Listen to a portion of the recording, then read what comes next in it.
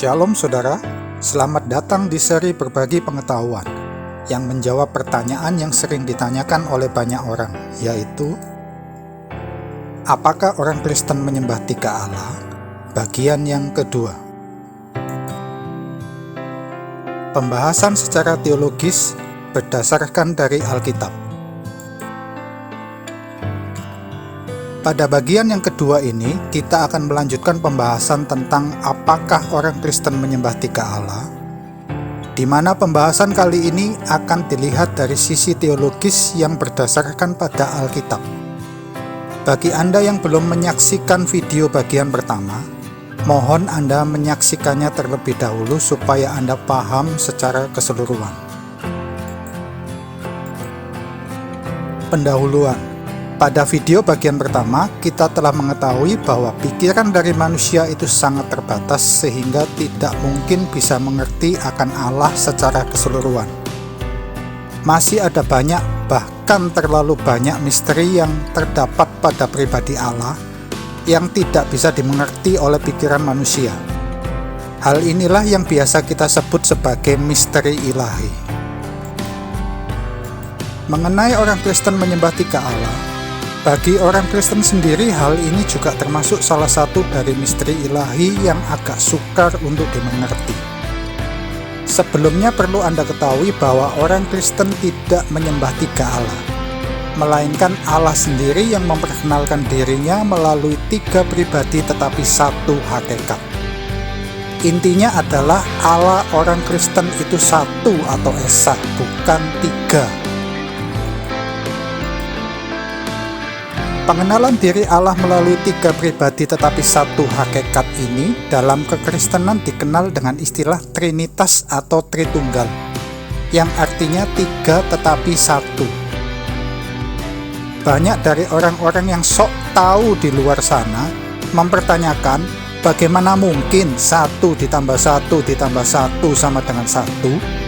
Sungguh tidak masuk akal, kata mereka.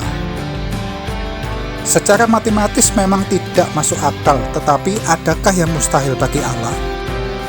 Di tangan Allah, 5 roti dan 2 ikan bisa untuk memberi makan 5.000 orang. Tertulis di kitab Matius 14 ayat 14-21. Pengertian tiga pribadi itu juga jangan disamakan dengan Allahnya ada tiga. Allah itu roh, yang tidak bisa dibatasi oleh ruang dan waktu. Selain itu, Allah juga Maha Kuasa. Adakah hal yang tidak bisa dilakukan oleh Allah? Hakikat Allah itu tetap satu atau esa, tetapi di dalamnya terdapat tiga pribadi. Itulah sebabnya mengapa disebut Tritunggal. Pembahasan secara teologis. Jika Anda hendak mencari istilah Trinitas atau Tritunggal di dalam Alkitab, jelas tidak akan pernah ada, karena istilah tersebut hanya ada secara tersirat, bukan tersurat. Tersirat artinya tidak tertulis secara terus terang atau implisit. Sedangkan tersurat artinya tertulis dengan jelas dan terus terang atau eksplisit.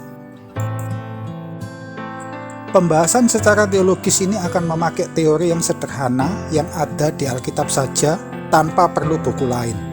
Juga tidak membahas dari bahasa asli Alkitab yaitu Ibrani dan Yunani. Cukup memakai Alkitab bahasa Indonesia saja terbitan LAI. Sebenarnya semua jawaban itu sudah ada di dalam Alkitab, hanya saja Allah belum membukakan pikiran dari manusia itu untuk bisa mengertinya. Mari kita melihat apa yang dikatakan oleh Alkitab mengenai Allah Tritunggal ini.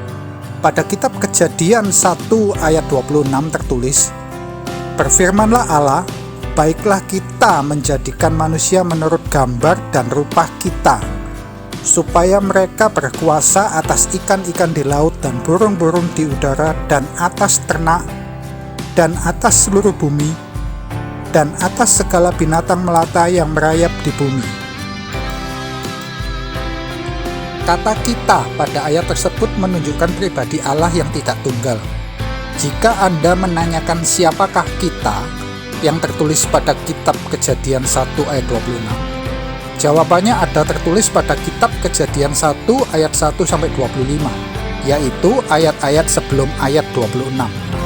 Anda bisa membuka Alkitab Anda dan membaca secara keseluruhan kitab Kejadian 1 ayat 1-25.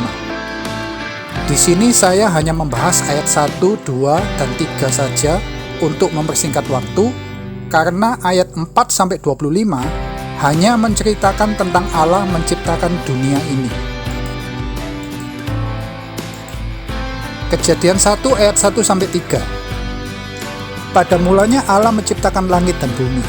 Bumi belum berbentuk dan kosong. Gelap gulita menutupi samudera raya, dan roh Allah melayang-layang di atas permukaan air. Berfirmanlah Allah, jadilah terang, lalu terang itu jadi. Pada ayat 1 terdapat pribadi Bapa, pada ayat 2 terdapat pribadi Roh Kudus, pada ayat 3 terdapat pribadi Anak atau Firman atau Yesus. Di dalam diri Allah ada Roh Allah dan Firman Allah. 3 pribadi tetapi satu hakikat yang tidak bisa dipisahkan. Allah adalah satu atau esa.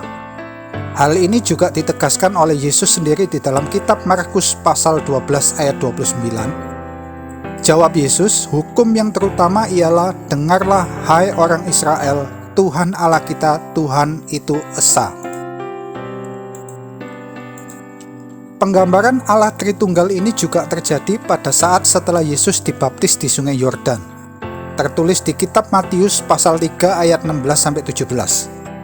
Sesudah dibaptis, Yesus segera keluar dari air, dan pada waktu itu juga langit terbuka dan ia melihat Roh Allah seperti burung merpati turun ke atasnya.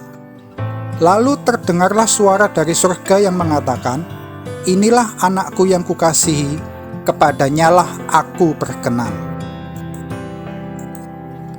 Penggambaran Allah Tritunggal ini juga terjadi pada amanat agung Yesus di kitab Matius 28 ayat 18-20. Yesus mendekati mereka dan berkata, kepadaku telah diberikan segala kuasa di surga dan di bumi. Karena itu pergilah, jadikanlah semua bangsa muridku dan baptislah mereka dalam nama Bapa dan Anak dan Roh Kudus, dan ajarlah mereka melakukan segala sesuatu yang telah kuperintahkan kepadamu. Dan ketahuilah, aku menyertai kamu senantiasa sampai kepada akhir zaman. Itulah beberapa bukti ayat di Alkitab tentang penggambaran dari Allah Tritunggal. Sekali lagi saya tegaskan, bukan Allahnya ada 3. Allah orang Kristen itu esa hakikatnya, tetapi memiliki 3 pribadi. Sebenarnya masih ada banyak bukti-bukti ayat lain di Alkitab yang menunjukkan tentang Allah Tritunggal ini yang dituliskan secara tersirat dan juga dari bahasa aslinya. Mungkin lain waktu akan saya bahas. Pada akhirnya, semoga video ini bisa memberikan jawaban atas pertanyaan apakah orang Kristen menyembah 3 Allah. Memang materi tentang Allah Tritunggal ini bukan suatu materi yang mudah untuk dimengerti. Butuh waktu dan hikmat dari Tuhan untuk bisa mengertinya. Carilah selalu kebenaran yang sejati itu, maka kebenaran itu akan memerdekakan Anda. Amin. Yohanes 8 ayat 32.